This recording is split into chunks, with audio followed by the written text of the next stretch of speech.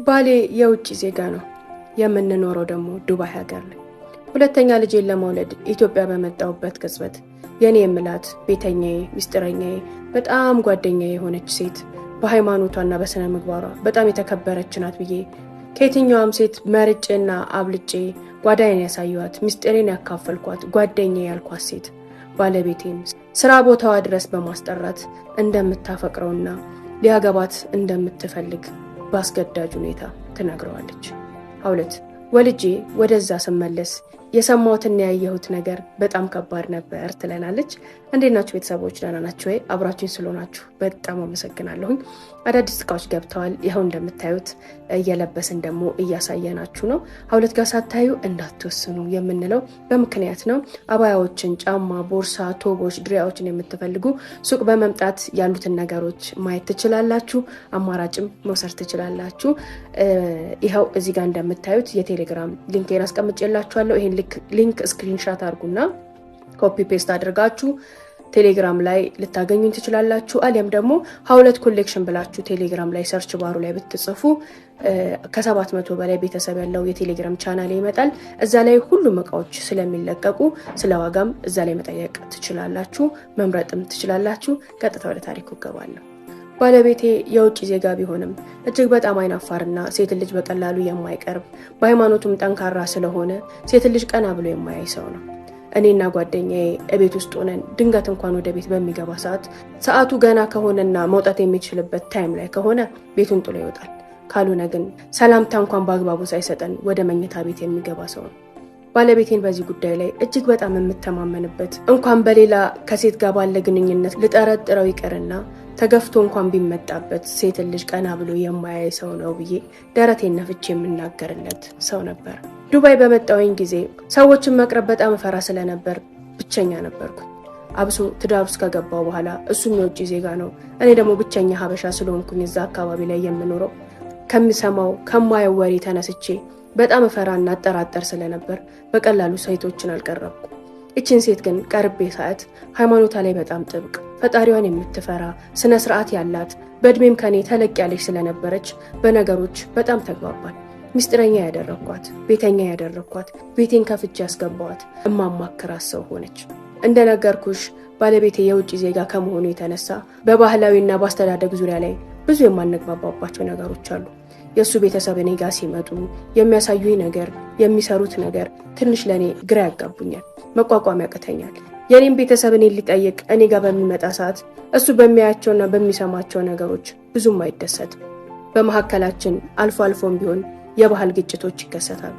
እነዛ ነገሮች ሁሉ በሚከሰቱ ሰዓት እማናገረው ሰው ስለሌለኝ ሮጬ ሄጄ ዛሬ እኮ እንዲተፈጠረ እንዲተከሰተ ምን ላርግ ብዬ እማማክራት ይችኑ ሴት ናት።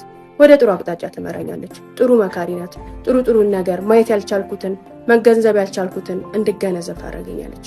ምክሮቿና እይታዎቿ በጣም ስለሚማርኩኝ እሷ ንጹህ፣ ታማኝ፣ የዋህና ደግ ሴት ናት ብዬ ሙሉ ለሙሉ ልቤን ጥዬባታለሁ። ከምንም በላይ ግን ከወሬዋም ከእድሜዋም ከስነ ምግባሯም በላይ ለፈጣሪዋ ያላት ቅርበት፣ እምነቷ ላይ ያላት ጥልቅ እውቀት፣ ለእምነቷ የምትሰጠው ቦታ፣ ፈጣሪዋን የምትፈራበት መንገድ ሁሉ ይማርከኝ ነበር። እኔ እሷን ያህል በፈጣሪ የምተማመን ፈጣሪን የምወድና ወደ እምነት የቀረብኩ በሆንኩኝ ብዬ እመኝ ነበር። ከእሷ ጋር በነበርኩባቸው እያንዳንዱ ጊዜያቶች እሷ ጋር መሆኔ በጣም የሚያስደስተኝ ነገር ወደ ፈጣሪ እያቀረበኝ ነው። እምነት ላይ ያለኝን ጽናትና ብርታት እየጨመረችልኝ ነው። እውቀቴም እንዲሰፋ እየረዳችኝ ነው ብዬ ስለማስብ እሷን መራቅ፣ እሷን መተው ለእኔ ሞት ነው። ማንም ሰው መጥቶ ስለ እሷ ክፉ ነገር ቢነግረኝ ቢያማልኝ በፍጹም አልሰማቸው። ሀውለት የሚገርምሽ ጓደኞች ሆነን እንኳን ብዙ ዙሪያችን ላይ ያሉ አብረን የሚያዩን ሴቶች እንዴት ከዚህ ልጅ ጋር ተግባባችሁ፣ እንዴት ከዚህ ልጅ ጋር ተስማማችሁ፣ ተጠንቀቂ ምናምን እያሉ በሚነግሩኝ ሰዓት ተራ አሉባልታና ስም ማጥፋት ነው ብዬ ከብዙ ሰዎች ጋር ተጋጭቻለሁ፣ እኔ ጋር እስኪደርስ ድረስ። እንደነገርኩሽ ባለቤቴ አንድም ካስተዳደጉ፣ ሁለትም ከእምነቱ፣ ሶስትም ከስነ ምግባሩ ተነስቼ በሴት ጉዳይ ላይ ጭራሽ የማልጠረጥረው ሰው ነው። ከዛም አልፎ ግን የቺቲንግ ጉዳይ፣ ሌላ ሴትን እኔ ላይ የመደረብ ጉዳይ ሁሌም የሚያሳስበኝና የማልቀበለው ስለሆነ ከተጋባን ጊዜ ጀምሮ የማስጠነቅቀውና ቃል እንዲገባልኝም ያደረኩት ነገር ነው።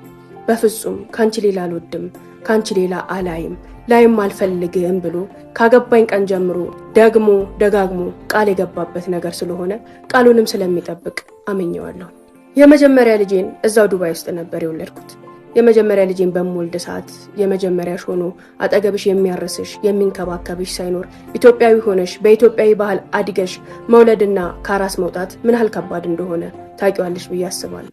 እኔም የመጀመሪያ ልጄን ስወልድ በጣም ተሰቃይቼ ነበር። ተነስቼ ሰርቼ መብላት አልቻልኩም። ካጠገቤ ማንም አልነበረም። ራሴን ያረስኩት፣ ራሴን የተንከባከብኩት፣ ልጄንም ያሳደግኩት በአራስነት እድሜው በመጀመሪያ ጊዜ እኔ ነበርኩ። ያ ነገር ሳይኮሎጂካልና አካላዊ ጫናን አሳድሮብኛል። ወገቤን ለረጅም ጊዜ እታመም ነበር። እንዲሁም ደግሞ ገና ማርገዝን ሳስብ የአራስነት ጊዜን ሳስብ በጣም ይጨንቀኝና እፈራ ነበር። ብፈራውም ብጠነቀቀውም አልቀረም። የመጀመሪያ ልጄ ልክ 2 ዓመት ሲሞላው ሌላው ልጅ ተከትሎ መጣ።